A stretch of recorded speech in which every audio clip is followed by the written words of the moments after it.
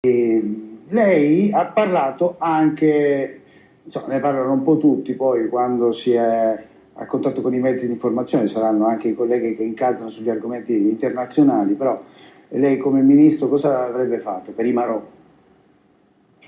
Ma lì puoi risolvere soltanto con una battuta dicendo che qui c'è un problema serio di credibilità internazionale del nostro paese. Perché io ritengo che se i Marò fossero stati di altra nazionalità sarebbero a casa da tanto tempo. Immagino dei Marò americani o dei Marò tedeschi, io credo che sarebbero già stati a casa da tempo.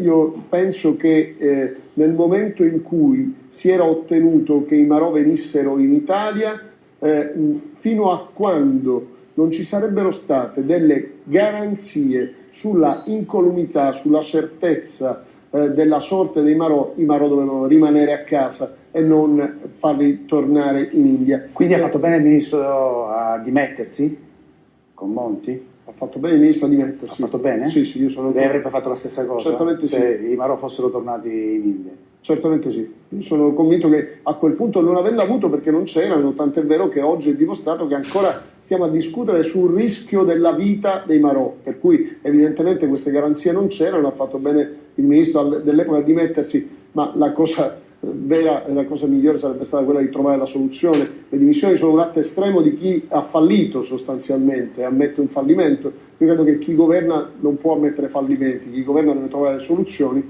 e per i Marò la soluzione non si è trovata allora, si continua a non trovare oggi, si ci gira attorno allo stesso problema. È uno scandalo che ci siano in giro per il mondo impegnati militari italiani in missioni di pace a garantire i territori anche in guerra, e noi dobbiamo vedere due nostri connazionali che erano impegnati in una missione di questo tipo in carcere a rischiare la vita solo perché non riusciamo a riportarli in patria.